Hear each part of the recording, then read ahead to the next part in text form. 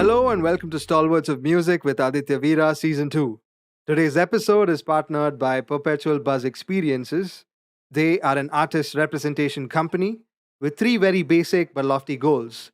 They're the launchpad for artists, helping them leverage success in the best possible manner. They also help fund social causes and make sure that people have a great time throughout the process. So be sure to check them out on www.perpetualbuzz.com. I'm happy to let you all know that Stalwarts of Music with Aditya Veera has won the coveted title of Best Interview Podcast of 2023 at the prestigious Hubhopper Podcast Awards. And I'd like to thank everyone who's been watching the show regularly and being of great support. If you haven't subscribed to my channel, go for it. 2023 is quite exciting in terms of music festivals and concerts happening in India.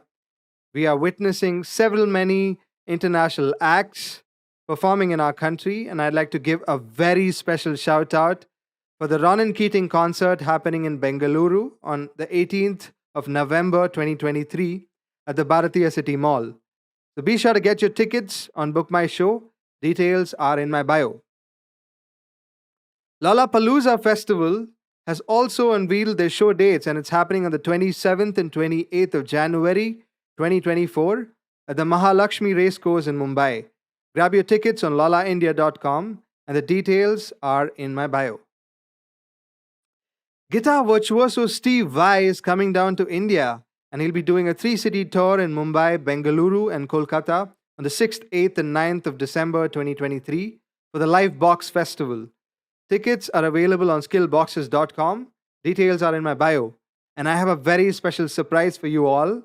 Stalwarts of Music is marking a huge milestone of completing 100 episodes across 2 seasons, and I will be talking to the one and only Steve Vai. Just can't get much better than this. The much-awaited Bandland Festival is taking place on the 16th and 27th of December 2023 at Bengaluru, and this festival has been described as rock's true homecoming with an insane lineup. Deep Purple is performing after a while, and to make this even more interesting, they have the Goo Goo Dolls, the War on Drugs, and some very special homegrown superstars like Parikrama, Thermal and Aquata, Parvaz, the F-16s, As We Keep Searching, and many more. You can book your tickets on bandland.in, and this is one hell of an initiative by the folks at Book My Show. Find the ticket details in my bio. Speaking of my guest today, he's none other than Alex Skolnick. In September 2014, I took a chance by registering myself for a Battle of Bands event. Little did I know that it would mark the beginning of a very special connection with this band called Testament. It was to this mesmerizing track, Return to Serenity, I was introduced to the world of thrash metal. The song's impeccable craftsmanship left me in awe, prompting me to embark on my first attempt at singing an acoustic rendition of the song. Now, after 9 years, 2 months, and 29 days to be precise, I find myself in conversation with none other than Alex Skolnick from Testament. I am so excited, just gives me goosebumps talking about all of this. He's an original member of the Bay Area thrash metal band Testament. He's renowned as one of the original melodic thrash guitar players alongside big names like Marty Friedman. He reunited with Testament in 2005, significantly impacting the band's legacy. He's headlined at esteemed venues worldwide, including the Blue Note in Milan, and he's played at Prague and New York's Iridium. He's one of the most sought-after guitar players for jazz rock projects, including collaborations with Stu Ham, Chad Wackerman, and many more.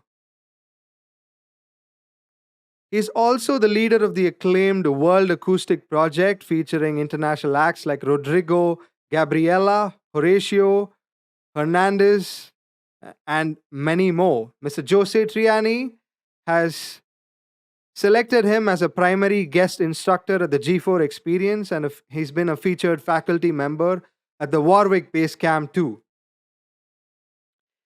A lot of articles have been published about him in Guitar World magazine, Guitar Player, The Talk House, and other noteworthy publications. He endorses the signature ESP guitars, and he is a man indeed of many hats. He's also a fellow podcaster who runs a similar podcast, but with his flavor of it. He does live episodes from different parts of the world, and it's so interesting to watch what he does amongst so many accolades that he has under his name. So, without any further ado, I'm delighted to welcome my guest for today, Alex Skolnick. Hi, this is Alex Skolnick, and you are listening to Stalwarts of Music with Aditya Veera. Hi, Alex. Namaste. Welcome to Stalwarts of Music. It's such a pleasure to have you on the show. Oh, thank you so much, Aditya. It's great to be here. Looking forward to it. Where are you right now? I see a lot of guitars behind you. A lot of guitars, yes. I live in Brooklyn, New York, Uh about 20 minutes outside of Manhattan, huh. Okay. and yeah, this is my living room, and those are some of the instruments. There are more here, believe it or not. Yeah. What are you up to musically at this point? Are you touring? You said you came back from Indonesia a couple of days back. Yes, yeah, I'm still adjusting to the time difference. Okay. I had a tour of Asia Mm-hmm. that lasted about 2.5 weeks, Lovely. and that was with Testament, and that took Mm. us to Philippines, Japan, Thailand, Singapore, Mm-hmm. Malaysia, Okay. and Indonesia. Why not India? I know, I agree. I You guys should come down to India. Yeah, we'd love to. We'd love to have you all. I believe you'd come last sometime around 2012. Yes, yeah, that was Yeah. one time we were Yeah. there for the Bacardi Weekender, Mm-hmm. We can't wait to and have you all again. Maybe even the Alex Skolnick trio should come down. yes, Yeah. that would be great. Yeah. Yeah, Yeah. I have a couple local shows Mm-hmm. coming up for the trio, Okay. including one that's going to be live streamed on October 19th. Okay. That's at a venue called the Cutting Room, Mm. and there's also going to be a live taping of Moods and Modes, which is my podcast. Incredible. And we also have new music. I have an album that's been recorded, and I'm in the process of mixing it, and it's going to come out next year. So maybe, maybe when we do our tour next year, we can come to India. I can't wait to listen to the new album. What is it called? And would you like to reveal something about the new album? I haven't decided on its title yet. I think I All right. think there's about 2 or 3 working titles, but I Okay. should have a title very soon. I'd love to have a signed copy of the album once it's Hmm. out. Yeah. Yeah, absolutely. We that can be arranged. Incredible. So let me start with today's discussion. I have a very interesting agenda planned as part of our discussion today. Shall we get started? Absolutely. Alrighty. Music is abstract in the sense that, unlike a writer who writes and expresses ideas, what Hmm. does music express for someone like you? Well, it's much less specific than writing. Okay. Music is much more open to interpretation. Hmm. It's certainly emotional. Okay. Uh, it expresses things that maybe could be written, but it also expresses things that could not be said. Okay. So Very. it's a very abstract way of expressing and communicating an idea. Yet it's a universal language. The fact that it is not so specific Hmm. means that it can be understood Yeah. um, across the world.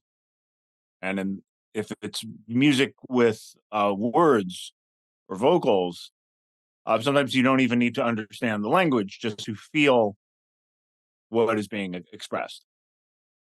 And in the case of instrumental music, Hmm. it's especially open to interpretation because it can express one idea from the creator, Yeah. but it could be interpreted in a completely different manner from the audience member, the listener, and which is one of the beautiful things about it. Um, it's what whatever the listener wants it to be, it is. Incredible. I'm sure, you having played in so many different demographies, there are different audiences, different sensibilities, different Mhm. cultures. When they listen to your music, I'm sure they feel different things. Some might not be able to understand it the way you want them to interpret it, but at the end of the day, it's for them to sort of come up with their own emotions and react to the Mhm. music in their own way. Yes. Yeah. Exactly right. Exactly Yeah. right.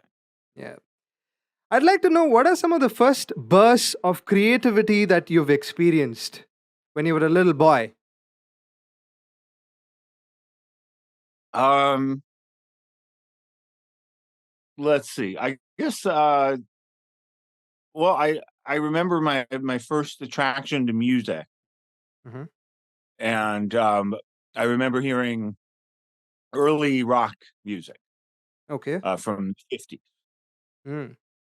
because when I was growing up, um, there were a lot of popular television shows Yeah. that took place in the 50s or 60s, but close to the 50s. So, Okay. uh, Happy Days, for example, the Fonz. Everybody, Yeah. I think people today still know who the Fonz is, Of course. and it was Yeah. very Yeah. 50s themed.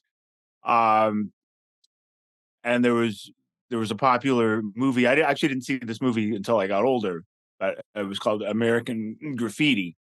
Hmm. And then there were other movies. I remember one movie I saw when I was around 10 years old, Okay. and it was called American Hot Wax, and it was about 50s rock. Lovely. And a lot of the musicians, they were still alive Yeah. and they played themselves. So Mm. that included Jerry Lee Lewis, Mm. uh, Chuck Berry, Okay. who I thought stole the show and really helped make me want to play guitar. All right. And yeah, it's interesting. I think yeah, some of my earliest creativity, just to go back to that, would be just very silly kid humor. Mm. I remember, like making up my own lyrics Okay. to some of these songs, like some of the 50 songs, and just making fun of the teachers and just joking around with other kids. Mm. And that's when the first early probably the earliest creativity. But when I got older, once I played music, I realized there's a connection to that and creating your own music, which is taking an existing piece of music and being inspired by it and changing it around, and hopefully it doesn't get recognized by anybody else. I'm sure it started out with a lot of fun. The way you've described it. It was a lot of, a lot of learning and doing it for fun. But when did you actually feel the heat? When did you start taking it up a little seriously? You know, was there a certain point of transition from the fun side of things? Yeah, well, when I was in high school, Hmm. in my teens, I remember I really wanted to join a band, and I started to go to local concerts, Okay. and I saw some bands on their way up. I saw Metallica, very early. Mm. Yeah, when they were playing a small club, All right. and a lot of bands that you haven't heard of. Mm-hmm. but I just remember seeing these local shows, Yeah. and some of the clubs I wasn't old enough to get in, but I got to know some of the musicians, and they would let me carry an amplifier in, and just just to get in. And yeah, I think around that time, Yeah.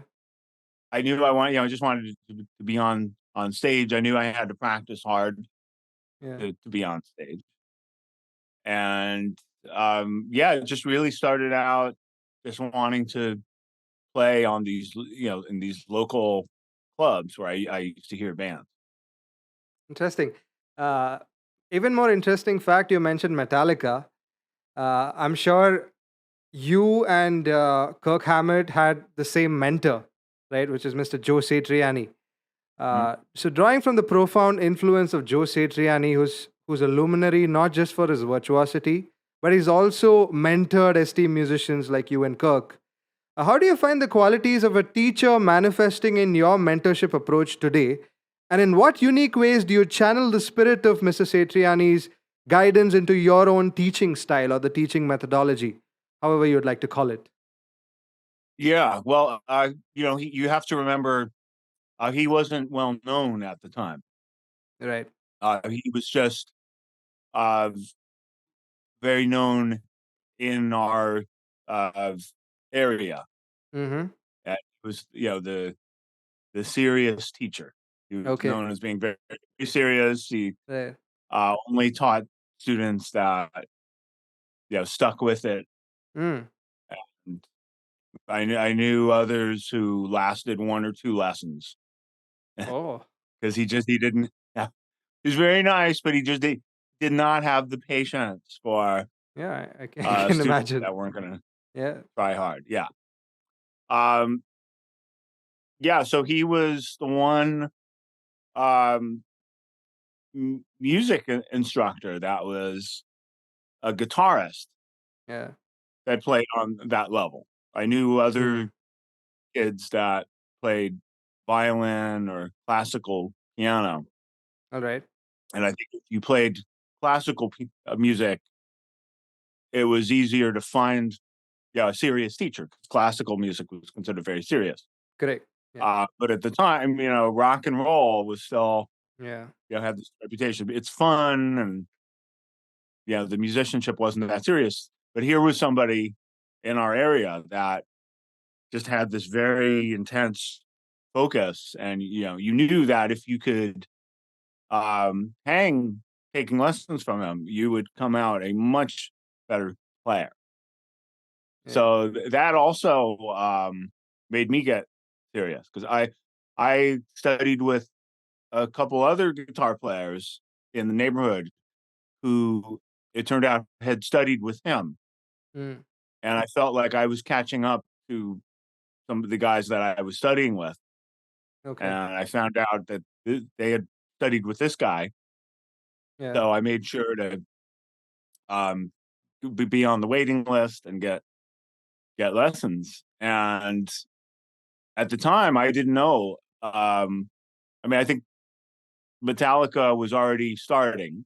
Correct. I knew who they were, Yeah. but I didn't know that this was the same teacher Yeah. that the guy from Metallica was studying with. I met a guitarist, Larry Lalonde. Hmm. He took lessons right after me or before me. I forgot. And he was in a heavy metal band, Okay. uh, what it called Possessed. Mm. But then during that time, he quit Possessed and he joined this band called Primus All that right. would go on to be a very well known band. Yeah. And it's quite amazing because later on, I found out that many guitar players were studying with him at the time that would be in famous bands, not just uh, hard rock bands, but also pop rock bands. A Okay. guitarist for Third Eye Blind Mm. studied with him. I believe the guitarist for Smash Mouth may have studied with him at one time. Oh wow. Counting Crows for sure, Oh, incredible. like Nice. those types of bands. Mm. Um, so he really had a wide variety of students, But we just knew him as this very serious teacher and somebody that more people should know about because Yeah. he was already doing things on the guitar Yeah. that nobody else was doing. Mm. And then it was really only a couple years later that he was putting out records, and then his name started to be more well known. Right. And once that happened, it wasn't a surprise at all. All of us who had studied with him thought, okay, it's about time. It's about time the rest of the world find out about Josette Brilliant. And I do when I give master classes or work with students. Yeah, his influence is definitely there. It definitely made me more of a Yeah. serious player. I definitely try to apply some of my own ideas, Yeah. but I do remember that he sort of provided building blocks for music making more sense. Really made a connection between kind of theoretical ideas and sound, Okay. and just being I'm much more of an audio person, Hmm. a visual person. I learn things by ear. Um, I used to get intimidated by sheets of paper with musical ideas. But when I heard the music, it made sense, and Joe helped me connect music that I was hearing with music that was written either in tablature or diagrams. Incredible. I'm sure this process of transmission from a student to teacher is a generational thing, right? That generation of musicians are at the pinnacle. I'd like to probably put them at the pinnacle of success, which is you among uh, many of his students, and then Kirk Hammett has done fairly well for Metallica, and a couple of other incredible musicians. So, in your set of students right now, do you see some of them follow the same trajectory in terms of where they're heading towards, the whole musical bit in the next couple of years? Do you see that being carry forwarded to the next generation? I do, but I also think every generation has their own flavor that Mm, they bring to it. yeah. Um, I see, yeah, I see some students that are coming up with approaches that I wouldn't have thought of.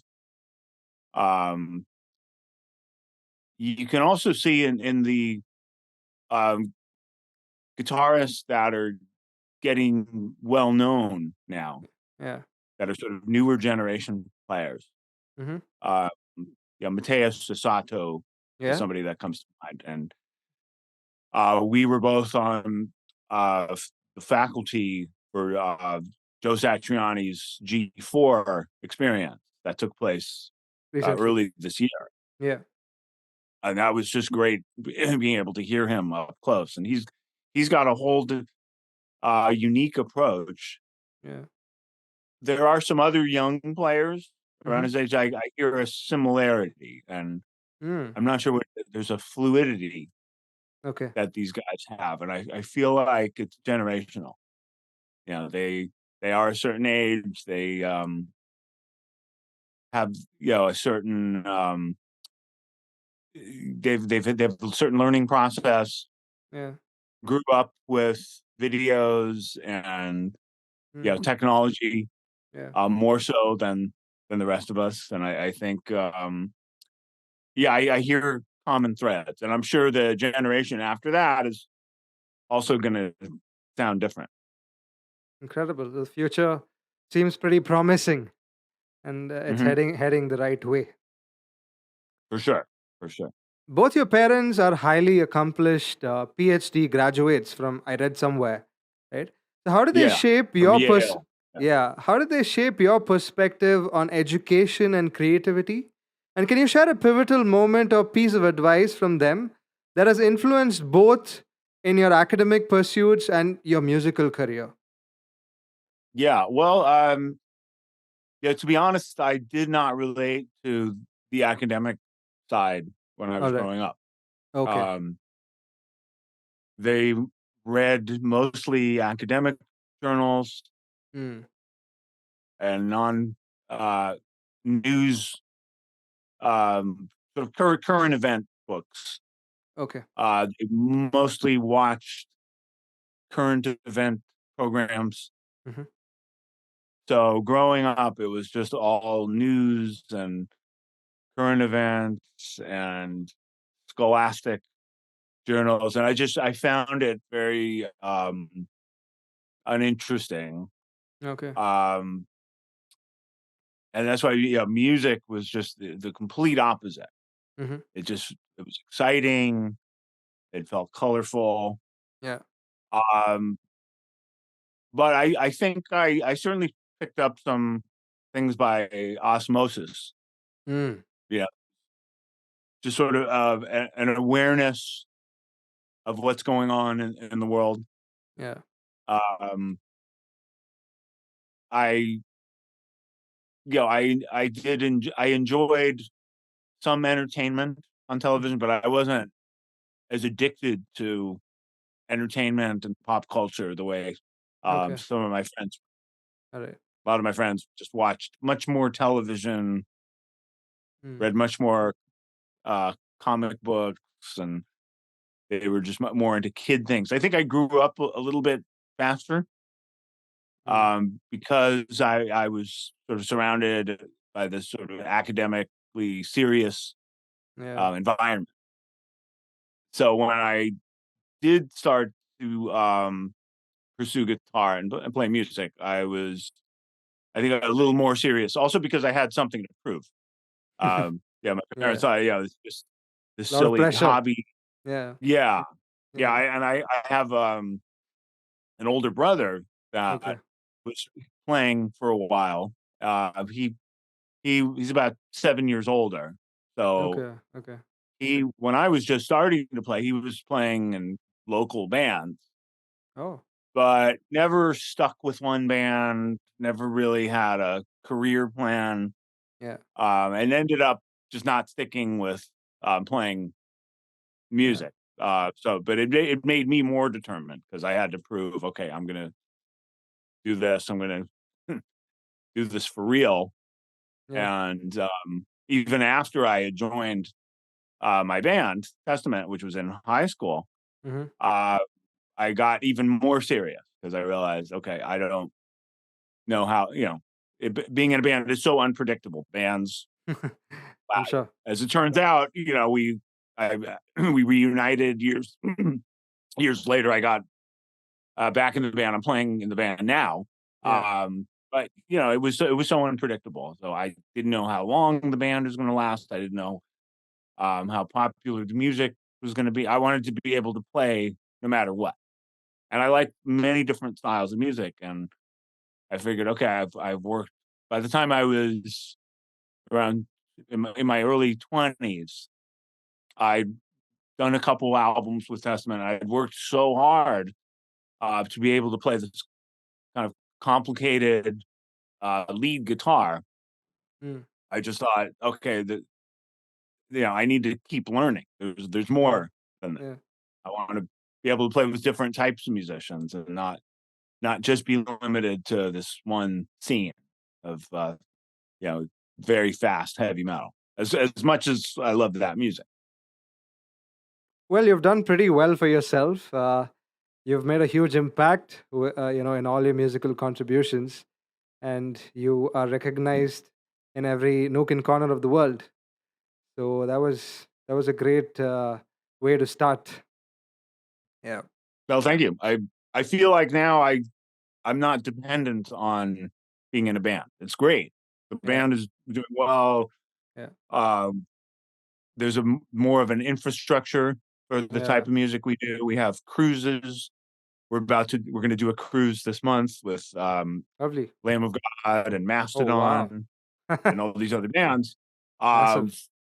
yeah, we do festivals every year. Yeah. There are these big festivals in Europe. Yeah. Um, Sometimes we get put on the same festival with bands you would never expect, like This Mm. couple times this past summer, we played festivals with Motley Crue and Def Leppard. Mm. Marvelous.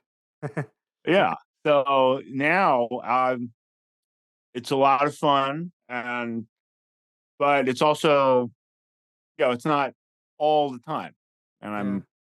I'm able to balance Yeah. um, doing my own music with the trio and playing with great musicians. Like I play with the bass player Stu Ham Yeah. on his new record. It's called Hold Fast.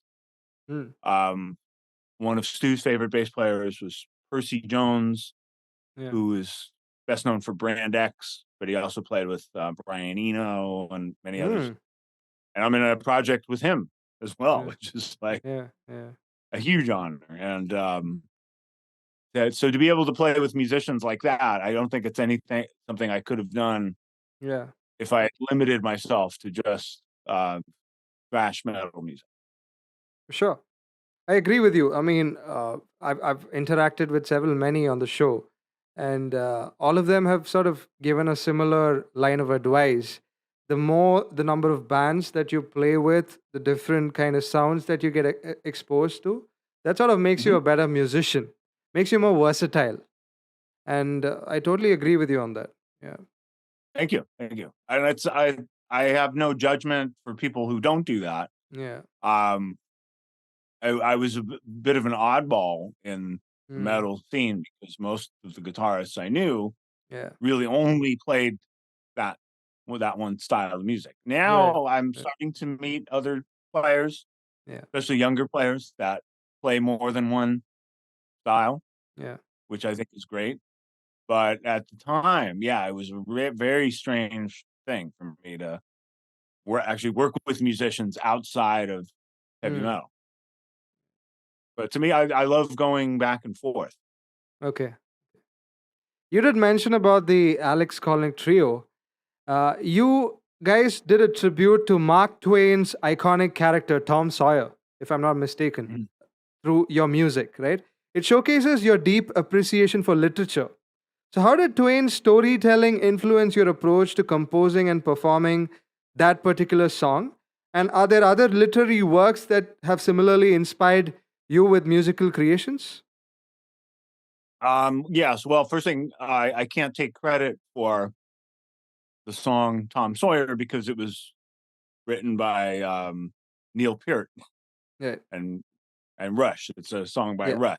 yeah, We just did an arrangement of it. yeah. Um, but I do remember, that was a book I read in school Hmm.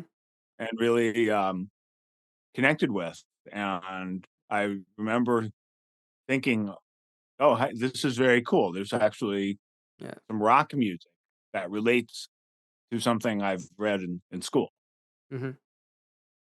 Um, yeah, and there are other examples too. Yeah. Um, yeah, Iron Maiden did "Rhyme of the Ancient Mariner." Right. So you can find examples of literature, but in fact, there's some lyrics that I wrote for Testament. One of the most popular songs is called "Into the Pit," Correct. Yeah.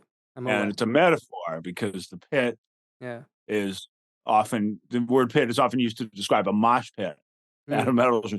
But there's a poem by Edgar Allan Poe that talks Mm. about a pit, and he's talking about the pit of humanity, Okay. and that was a big inspiration for writing the lyrics to that song.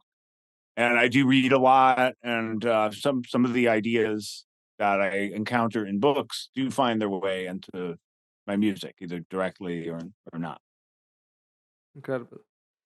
The Estonian bass Oasis offers a unique blend of bass education, music exploration, and immersion in the nature amidst nature.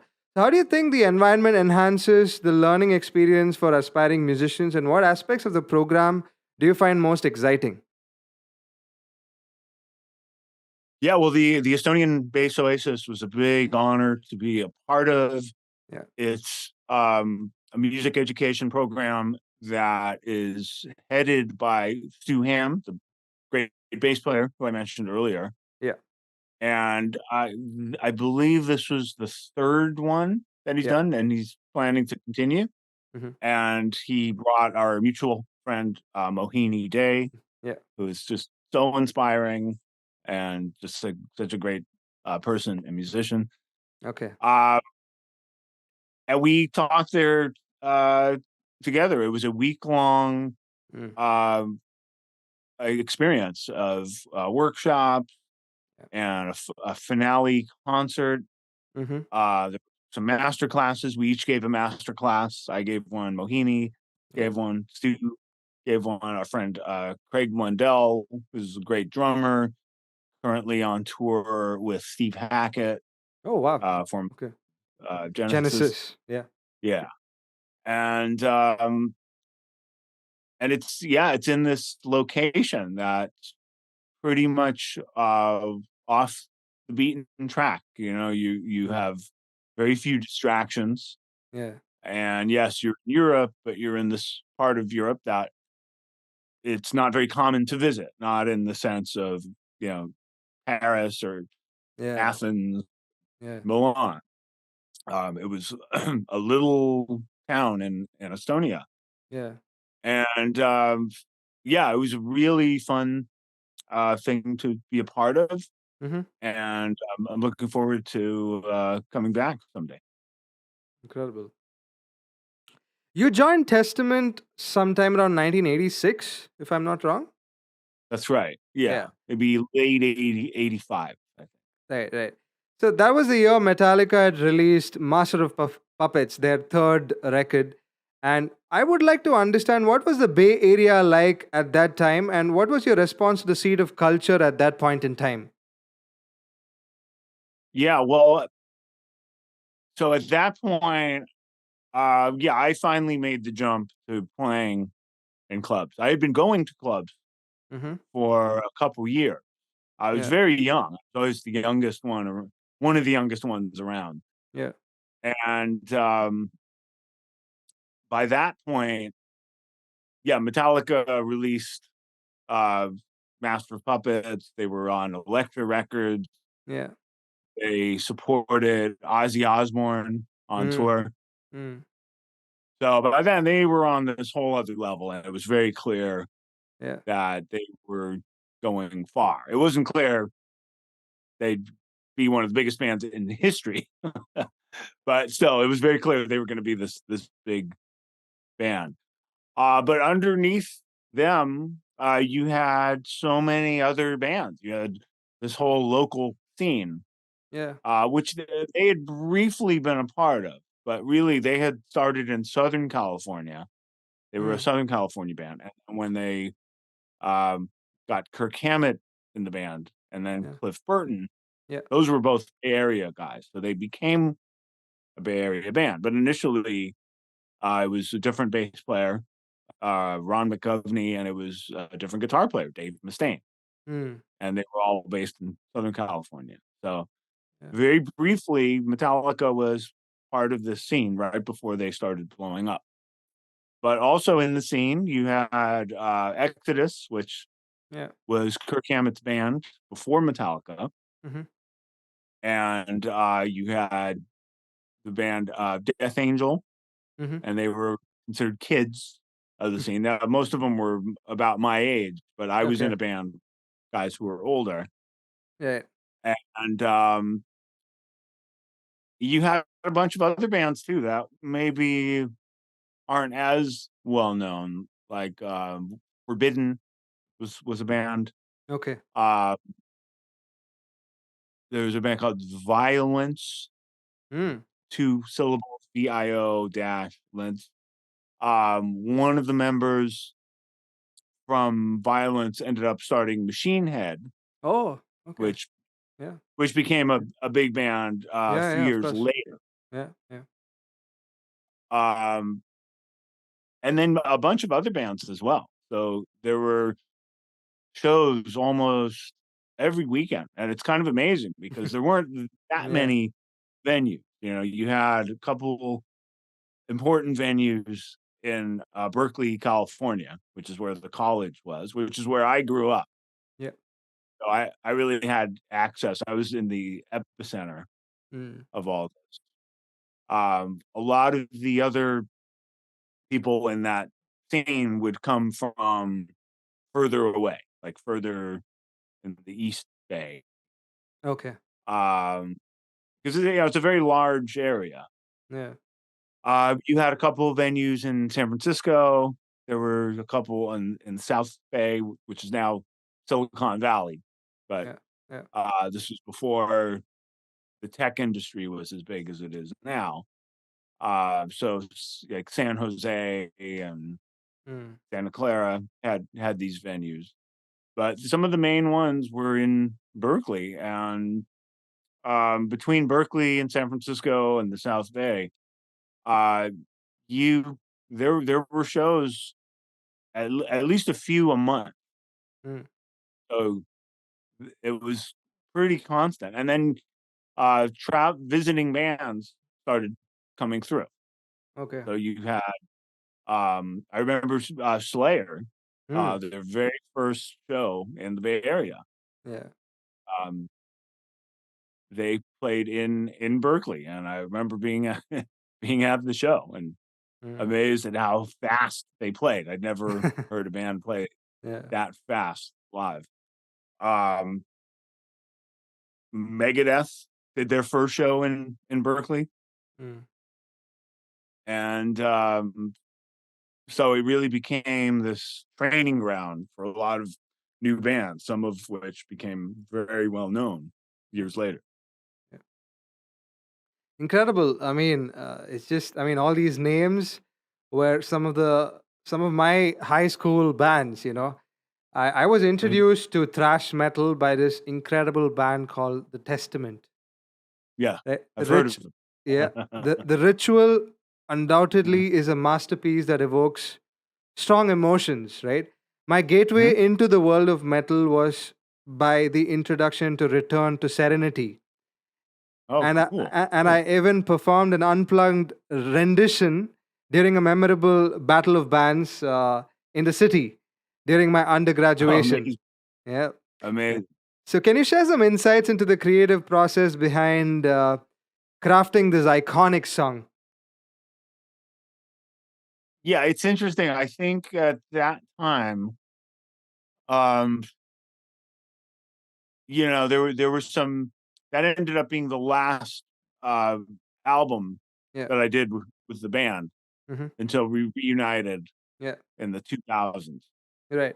Uh, and I just think we were confused about what direction to go Yeah. in. Yeah. Yeah. Um, I think it would have been better if we'd had sort of a mix on that record, like some really fast songs, Mm. um, and then some of the mid-tempo and slow songs. But we'd been playing so many fast. I admit I was tired of all the fast songs all the time, and I was developing as a musician, and I wanted to play um, music where I could really play my best.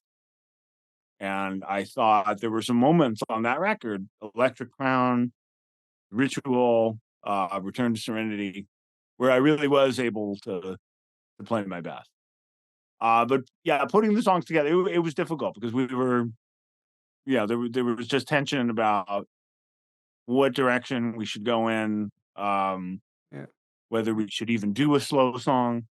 Mm. I remember the main part of the song. I think Eric Peterson, he had started, these the chord progression Okay.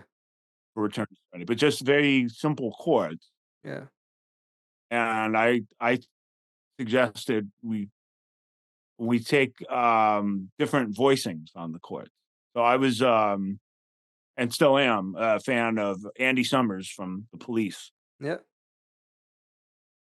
Right. So initially, Eric had these chords, and they're considered basic chords.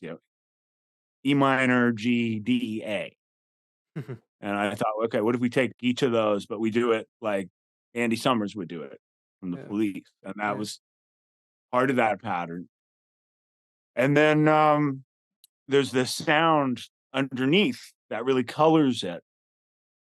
It's sort of a lead guitar line, Hmm. but it is um, it sounds like it almost sounds like a bird in a way. There's this fluttering going Yeah. on, Yeah. and it was an early example of reverse delay. Mm. So that's an effect. Now it's not that hard to find an effect like that. There's a lot of um, effects units and even foot pedals that have that. But at the time, that was really hard to find, and there was one effect that had it. It was called the H. If I remember right, the Ultra Harmonizer, All right. and it was made by a company called Eventide, and Steve Vai helped make it popular.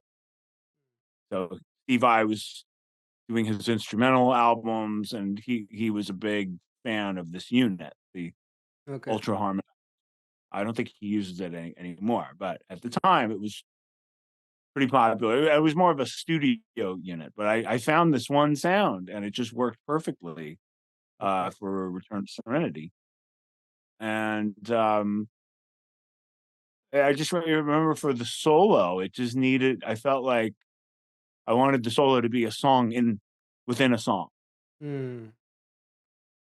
So I crafted it around the chord progression, but I also at that point I realized I don't like um, solos that sound too planned out.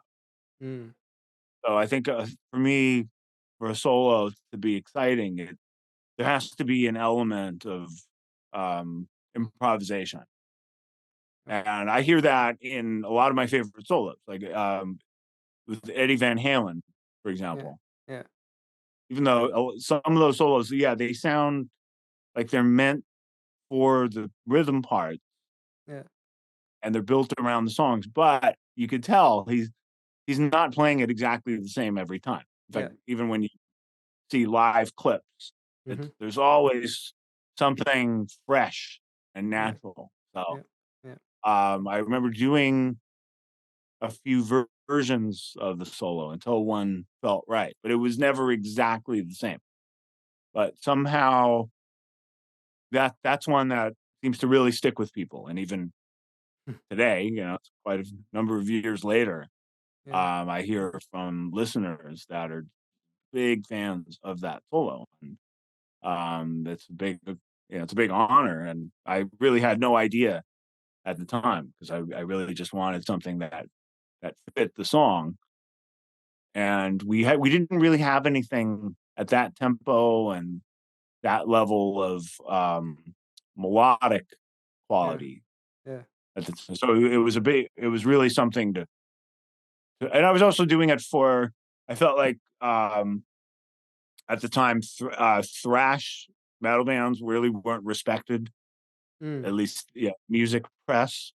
It was different than now because now a lot of music press grew up with that music Yeah. and likes it and respects it. But at the time, there were a lot of music journalists that didn't know what to do with it, Mm. and I just felt like it was dismissed as almost like garage rock and people that really couldn't play. And I was just determined to prove, no, here's I want to play something that stands up and is as good as anybody that plays power metal or glam metal or Yeah. want a real guitar solo. so I'm glad it resonated with people. Well, yeah, definitely made a huge impact. Even though you said it was dismissed by journalists or whatnot, it's made a huge impact. It's reached to some place in India, and it sort of Mhm. made my teenage days the way it was in terms of how incredible the song was, and it introduced me to this realm of metal. So thanks to you for that. Oh, thank you. That's wonderful to hear, and that Yeah, means yeah, something. That has meaning. It has much more of course. meaning than Yep, the criticism, yeah, and it wasn't just by journalism. It was also some fans mm-hmm, that they would talk about some of the early songs on the first record. Why don't you do songs like that? yeah. Or Well, I I got think into it's you yeah. because of Well, this song. 'Cause, yeah, yeah, now you're doing this slowed down yeah, thing with singing and what is this? But yeah, then for every person who said that, there's many, many more that say, this yeah. song really connected with me, or this solo connected with me. So I think we were right to do it. Certainly, I feel it's very subjective. You can't really quantify a band's success that way or a song's success that way because perspectives, human beings are built in such a way that our perspectives are different. Person Hmm. A might Yes. have a certain perspective on a certain song. I feel Right. every song in this world or every kind of music has its audience. Right? Hmm. There, That's true. there are people who appreciate any kind of music. That's true. That's true. And Yeah, yeah, that's why I think yeah, it's important for artists to just yeah. do the music that they want to do and Correct. that feels, Yeah, and not that certainly, they think somebody's going to like. Because certainly, certainly. as long as you like it, somebody else, the right people are going to like it. Of But course. if you're trying to please somebody, then that's a big mistake. And I've seen a lot of artists make that mistake. I must play a little bit of the song, a sneak peek of the song, for the newer generation in India to know the timeless masterpiece you've created. So I'm going to play a little Okay, bit of Return to Serenity. sure. Thank you.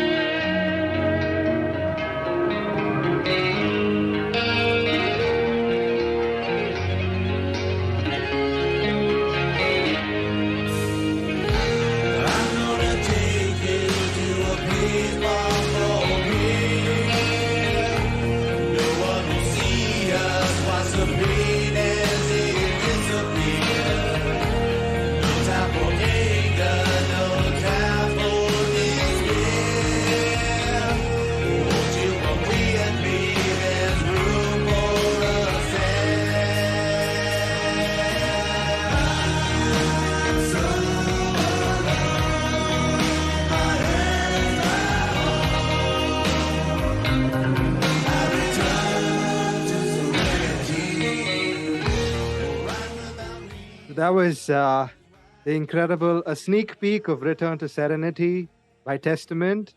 And courtesy, we have the man himself. We have Alex Skolnick, who has played on this incredible track and the record in itself. Marvelous. Thank you. So I have to add two things Uh huh. with that video. Uh huh. That's actually it. There's an edit. Yeah. So the guitar solo in the beginning is cut off a little Okay. bit. Okay. It's actually longer on the album version. And also, I had left the band by the time that video was shot. Right. So I didn't appear in the video, even though I Right. am playing on the Right. song. And sometimes that happens. It's unfortunate. Like that happened with the band Whitesnake. Yeah. And some of their really famous songs, like "Still of the Night," for example. Mm-hmm. Yeah, the actual guitarist is John Sykes. Correct. He's not in the video, but it's just an amazing guitar solo, but you don't see him Yeah. Yeah. playing it. But In luckily fact, now, in fact, everybody knows that. You mentioned White Snake. Sorry to interrupt there. I That's was okay. I was having this discussion with Mr. Adrian Vandenberg on a Mm, similar topic. He had a similar situation in one of the songs. Yeah, hmm Yeah, no, and I know he did play yeah, on some of the records, yeah, yeah, but yeah, that was a strange thing with videos. yeah. I mean, there's quite a number of well-known videos where the person you're seeing is not the person you're hearing, and it's Certainly. a little bit odd, but it happens. Yeah. Let's talk about something more fun. So, could you share the story of how you ventured into the realm of podcasting?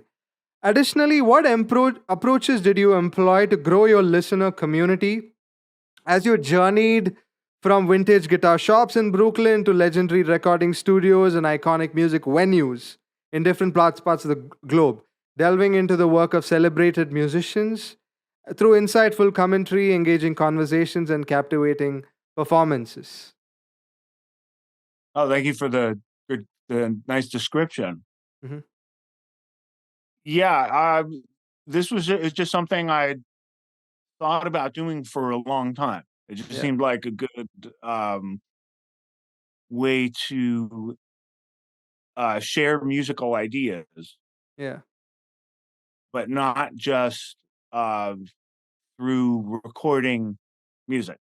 hmm, Yeah, recording music is it's really difficult. Not just the making of the music so much, but just there's just so much music, getting people to listen.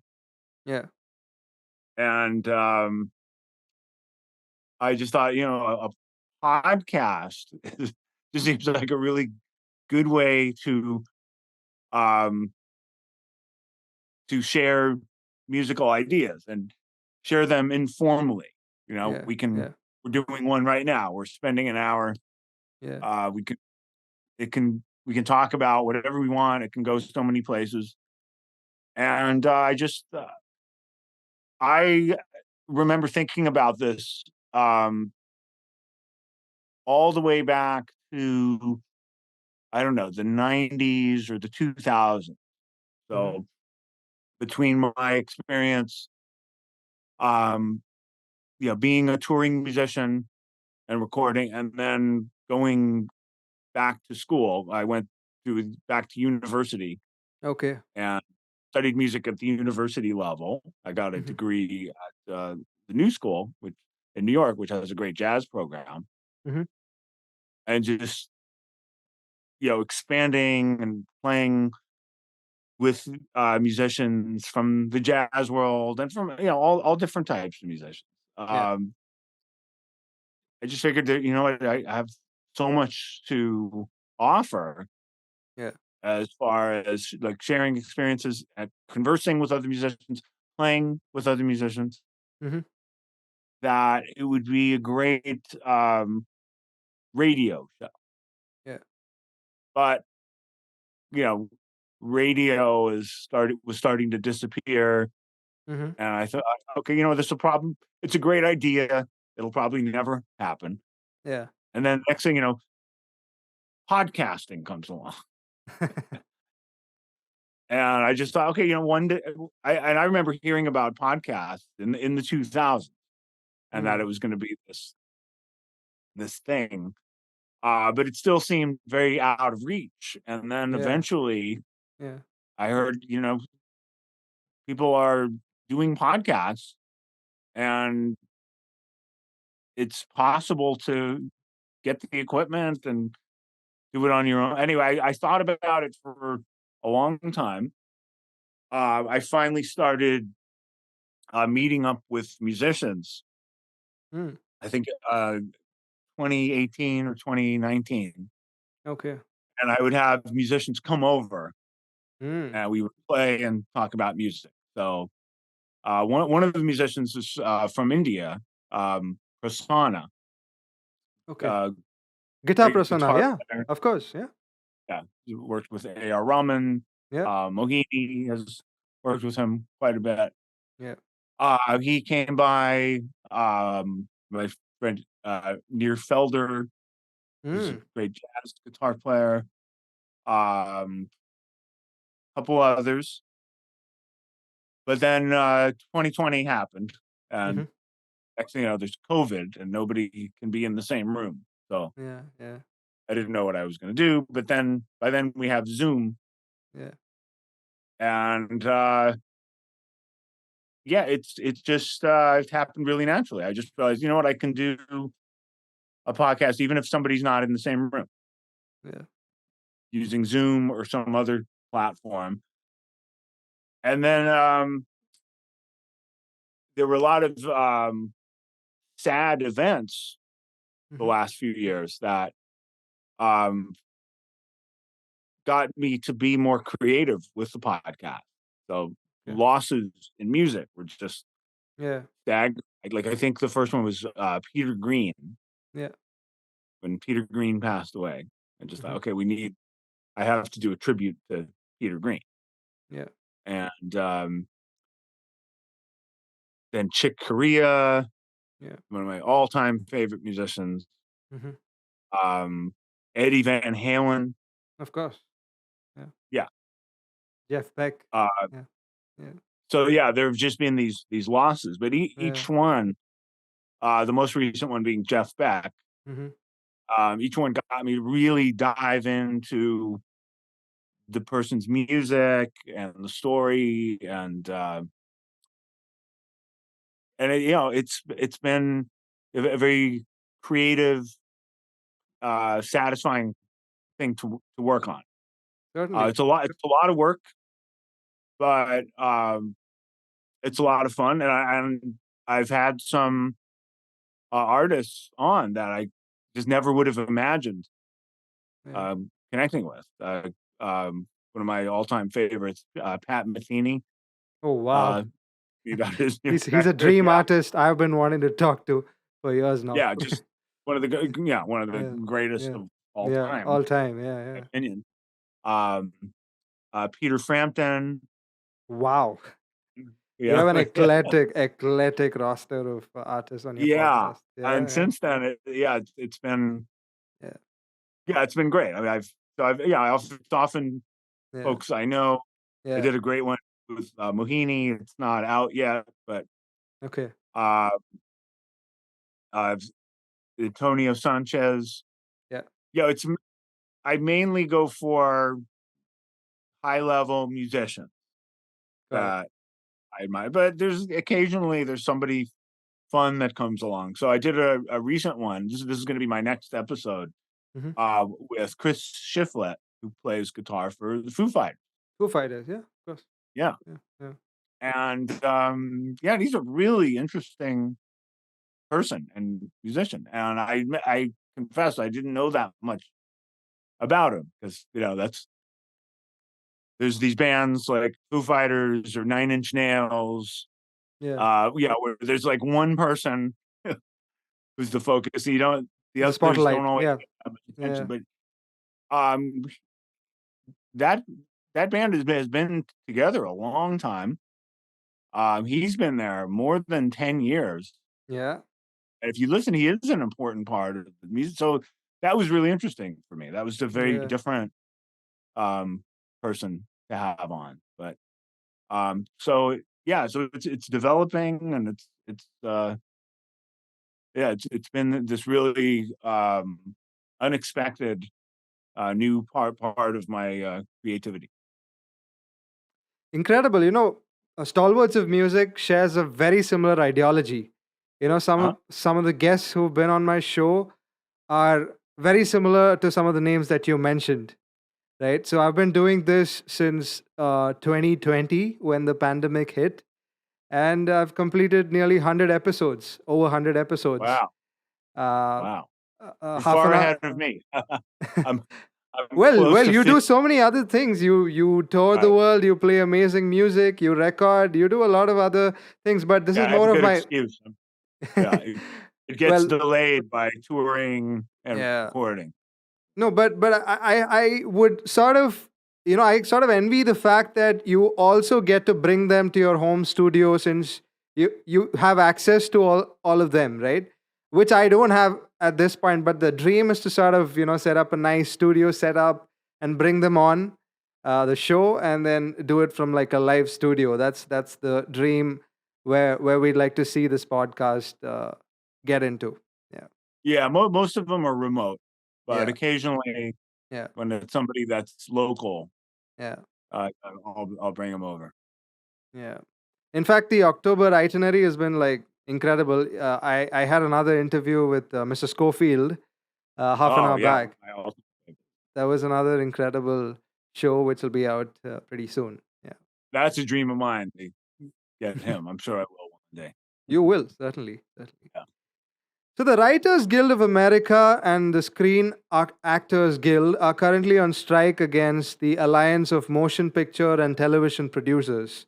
They're fighting for higher residuals from streaming Mhm, media and influence over how AI is deployed in studios for mhm. creation, right? So, what's your perspective on this situation as a musician? Well, the writer's strike has been resolved. Yeah, That's my understanding. yeah, So, um, but I certainly see where they're coming from. hmm, I sometimes wish that in music we had this type of organization that they have, because there are musical unions, but for the most part, they're more effective if you play in a classical orchestra yeah, or on Broadway. They're not really designed for the independent touring artist. yeah, So, um, but we do have a lot of the same concerns. mhm, On the other hand, I'm not as worried about AI because I can't imagine AI um, playing guitar like those of us who play professionally do. mhm, And I can't imagine AI teaching guitar the way we can teach right, guitar. right, I think it's a bigger concern if you do music that sounds mechanical. mm, If you're somebody that sounds like Drake or The Weeknd or Carol G or any number of these mega popular, highly streaming songs, yeah, those do sound interchangeable sometimes, and I could see AI being a threat. But I don't see it as much of a threat to those of us that are playing full time. Yeah, we might not be on the level of these pop stars, but yeah, we coast. We're sort of in this middle area okay. that um I think there's a demand for what we do, and it'll be there, and I don't see it um being as stealable as more mechanical sounding pop music or writing. I can definitely see where the writers are wary, because you do have these programs that um, could come up with a script in the style of certain type of writer, Yeah. but I don't see that happening. Yeah, maybe I'm naive, but I don't see that happening with if you're an advanced instrumentalist. Hmm. I don't I don't see AI being as A much of a threat. threat. I don't see AI ever um, doing anything close to what Mohini does, for example. I'll be sure to let her know. Yeah.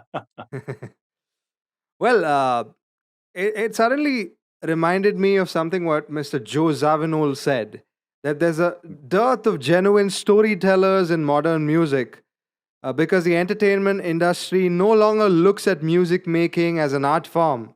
What is your take Yeah. on something like that? Oh, I relate to that 100%. And I saw Joe Zawinul a number of times. Um, I was too young to see Weather Report, but right up until he passed away, he had his various versions of Yeah, his project, the yeah, Zawinul Syndicate. correct. just some of the most incredible music, and yes, storytelling, Yeah. just so dynamic. Every time I saw Joe Zawinul, and there's some other artists who are in that category as well, but every time I would go hear him live, yeah, it was just this reminder Yeah. of what music could be, and just this level of depth and storytelling and humanity and um, honesty. Yeah. So, yeah, there aren't that many artists that I feel that from. They're there, but he was somebody, just a Yeah. real giant Correct. as far as that goes. So yeah, him saying something like that makes perfect sense. I believe I heard something similar from John McLaughlin, Hmm. another giant Correct. from that same generation, who I saw recently, by the way, and it was just incredible on The the Shakti 50th anniversary. 50th anniversary. Yeah, Yeah. Now I believe he's in Europe with the Fourth Dimension. He's doing the last tour for the Fourth Dimension, and I believe he's calling it yeah. a day after this in some capacity. He will be performing. Yeah. But he sounded as good as ever, and the Yeah. band was I'm sure. just incredible. I mean, it says a lot too that the support act was John Scofield, Yeah. Yeah. And there was Bill and he was Frisell fantastic. also. Yeah. But as fantastic as he was, Yeah. Yeah. we're all talking about Shakti. Like nobody could believe it. Right. Um, but yeah, I remember a number of quotes in interviews by Hmm. John McLaughlin that Hmm. were very similar, Okay. where he talks about entertainment versus the artistic quality of music, and Yeah. how yeah, the entertainment industry and just music as entertainment tends it can cheapen it Of in a lot course. of ways. Of course. It's it's There it's are it's artists again. who find a way Mm. to blend it and make, Yeah. Sting, for example, Yeah. that was able to do very popular music with mass appeal, but still had this quality. Certainly. But it Prince, yeah, there are, but they're extremely rare. Right. And even somebody like Prince, he wrestled with it all the time. He talked about, Yeah. how it was a battle. Like they were trying to cheapen his music, and you know, so yeah, I really relate to what Joe Zawinul was saying. Is there a spiritual element in the creative thunderstorm for you? That's a good question. I think so. I think so. Um, I don't try to um understand it too much. I think it's just this, yeah, when you're in a what's called a flow state, Mm. and just coming, new ideas are coming out, or you're performing, and you're just in this zone Yeah. where you're not thinking, but it music seems to magically be pouring out of you. There is definitely a spiritual sense to it. I wouldn't try to define it. Okay. I know some people try to define it. Some might say, oh yeah, it is it's this the Holy Spirit, or it's, if they're religious, they might say, okay, yeah, it's so and so. It's but I don't think it can be named. Mhm. Um, and it may be something that's, maybe it's scientific. I don't, I don't know, but it's very mysterious, and it often feels larger than life. So yeah, I think, when the really good stuff in music comes from a place that you can't really define, and it feels very spiritual. Incredible. Let's talk about the album Conundrum. It's probably one of the Mhm. more subtle and intimate recordings that you've made. Mhm. Yeah. Yeah, yeah. Well, Conundrum was my most recent album from my trio, Right. and we do have a new one that will come out next year, the follow up Wow. that I'm very excited about. But I felt like Conundrum was an album where I really felt a lot of freedom. Um, I think when I first started doing recordings with the trio, I felt some pressure to maybe prove myself that I'm not just a metal guitar player. That I was very committed to jazz guitar. Um, I also understand that there are some guitarists and other musicians that are considered forward thinking Hmm. and maybe breaking ground. I don't. That's not me. I'm also not a retro player either. Yeah. But I have my influences that I like.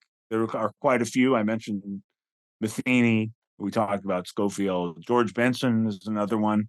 Yeah. His the pre pop star George Benson, especially, Mhm. even though he always sounds great, but Yeah. Yeah. uh, 60s music, George Benson is really inspirational. Especially the Uh, stuff that he did with Earl Clue was also incredible. Have you heard that? I mean, yeah, there's so Yeah. much Yeah. different, Yeah. and also his his sideman work. Yeah. Yeah. He's on recording with Freddie Hubbard. Freddie Hubbard. Yeah. That's unbelievable. That's Hmm. some of my favorite Yeah. playing of his. Yeah. Um, so yeah, I think for the first, definitely in the beginning Yeah. when I started recording with playing jazz archtop guitars and with an upright bassist. Yeah, I really had something to prove. And I feel like I have a lot more freedom now to explore different styles. Mhm. Um, that Conundrum it's all originals. Yeah. Um, I I wanted to take a break from doing arrangements, even though I started out with the trio doing mostly arrangements Great. of well-known hard rock songs. Yeah. Um, and yeah, some of those songs, whenever we play live, we play those songs. I'm just reminded, wow, I really enjoy playing this. I think we And should yeah, play a little bit mhm. of the Conundrum for the people out here. I'm just gonna play a sneak peek of that. Okay, sure, that'd be great. Yeah.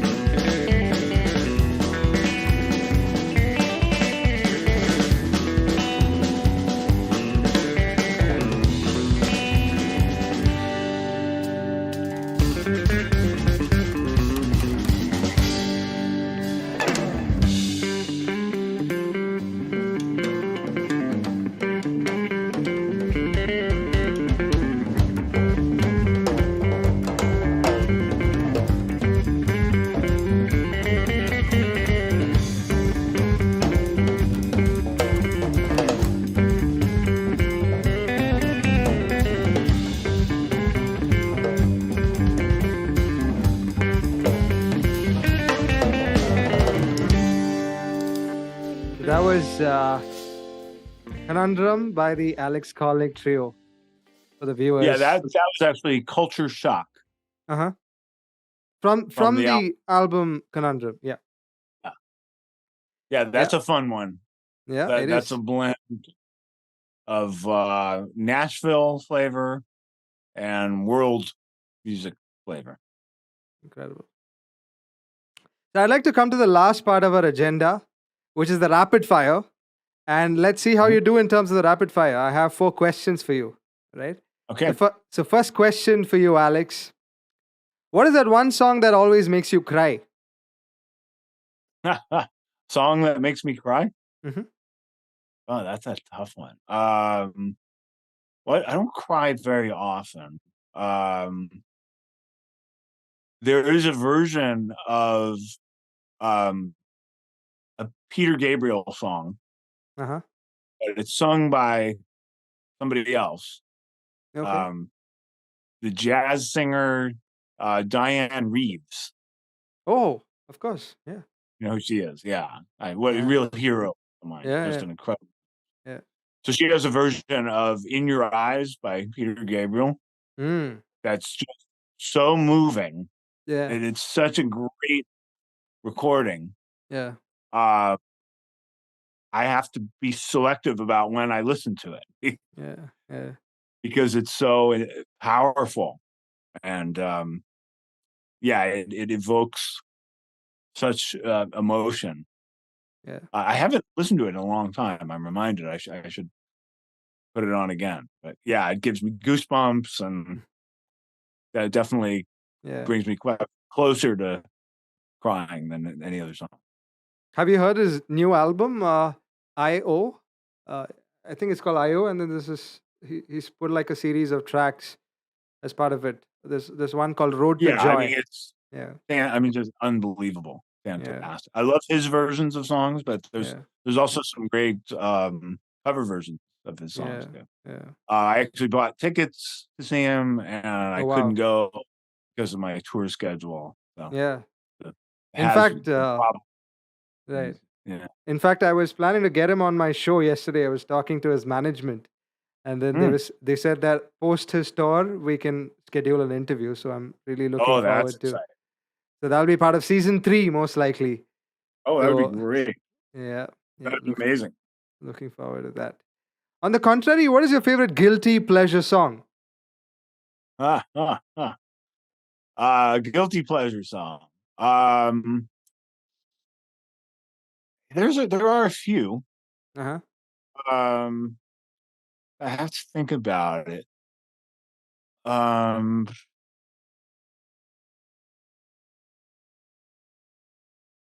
I guess lately, I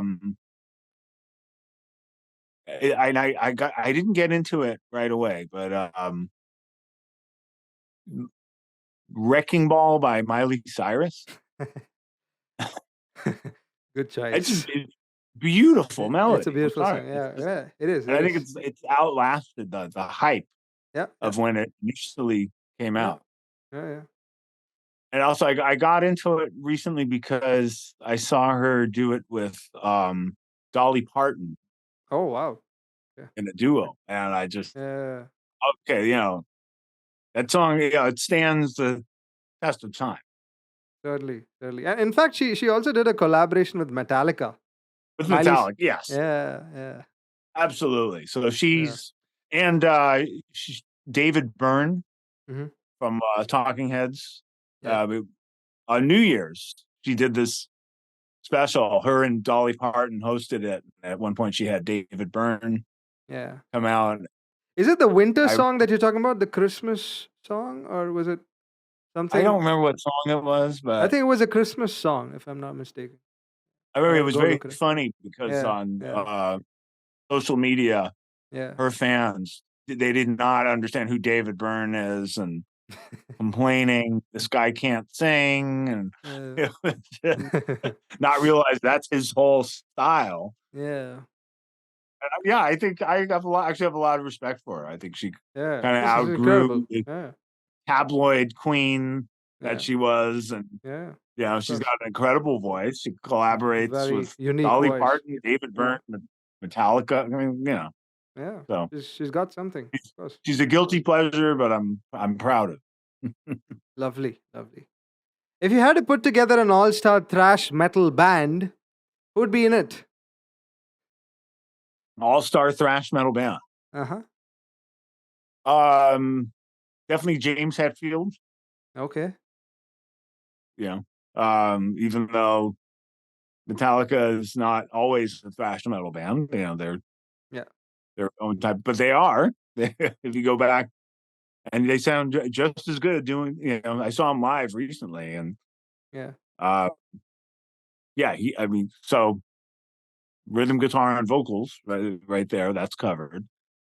Um, I guess for bass, I can't pick Robert Trujillo because I already have one Metallica guy. Yeah. Yeah. So, uh, I'd have to find somebody else. Yeah, it's tough. Um, Let me think about that.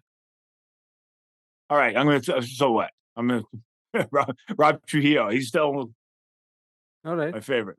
Okay. All the rest have to come from another band. So, um, drumming wise, Dave Lombardo, Incredible.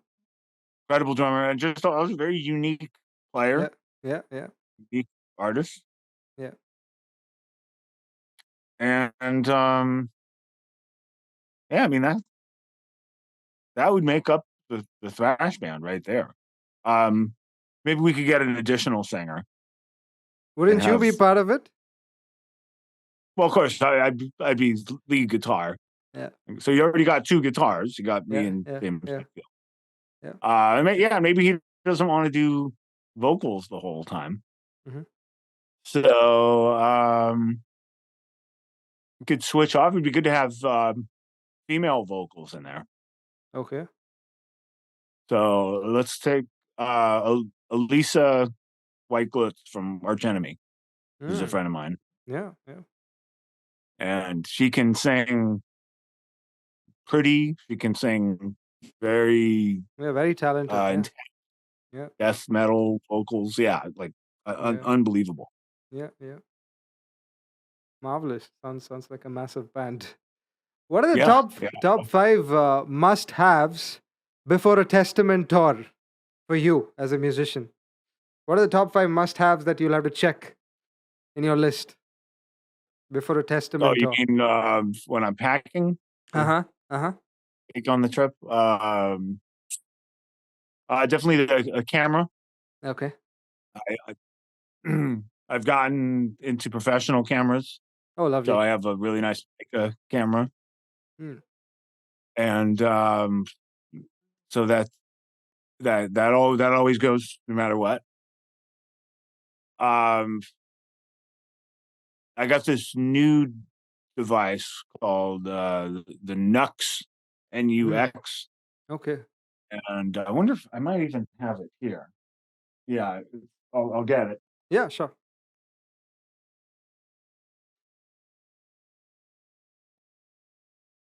Yeah, this is so great. It's the Mighty Air. It's called. Mm-hmm. So it's both an amp and a Bluetooth Oh, speaker. lovely. Lovely. Okay. And the best part about it is it's rechargeable, Oh, wow. Okay. and you don't need a cable. Wow. You could plug a cable into it, Uh huh. but it's got this rechargeable unit that plugs into Yeah. the guitar, Guitar as well. Yeah. and this is all it is. Yeah, Yeah. because there's so many times backstage that you either can't find a plug Yeah. Yeah. or you can't find a cable, and it can just be a hassle. And you really need sound to warm Yeah. up properly. So this comes in Yeah. really handy. Yeah, I don't go to a show without that. In fact, Matthias Osato had this when he'd come to India, and we had like a meet and greet with him, and he had something similar. I'm not sure if it was the same brand, but he had that. He had the same kind of equipment. Oh, interesting, interesting. Yeah, yeah, and Yeah, yeah, yeah, and it's a really good development. yeah. I'm surprised that they didn't make these earlier. Right. You just mentioned So two. Yeah. What are the others? so the iPad always goes with me. Okay. This is an iPad with a case that operates as a keyboard. Mm-hmm. All right. So it's like a laptop, but um,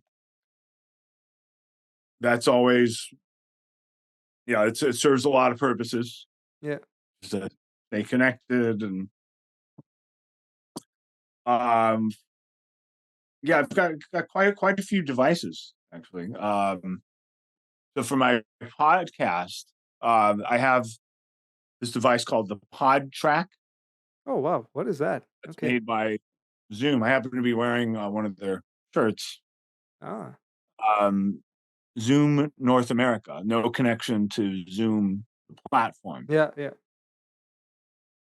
And this it has multiple purposes. You can plug a microphone into it Mm-hmm. and record, which I haven't done that often. But the main way I use it is for capturing sound. Mm. So if, for example, the podcast I'm putting together right now is with Antonio Sanchez, great Mm-hmm. drummer, Yeah.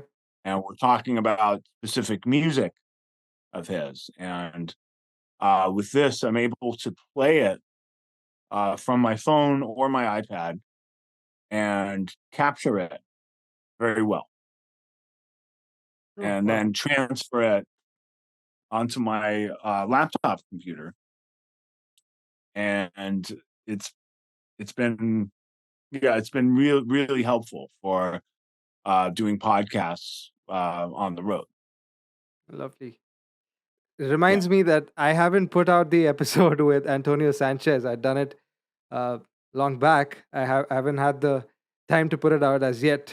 I'm looking forward to put that out as well. Yeah, yeah, yeah. He's fantastic. he is. He is.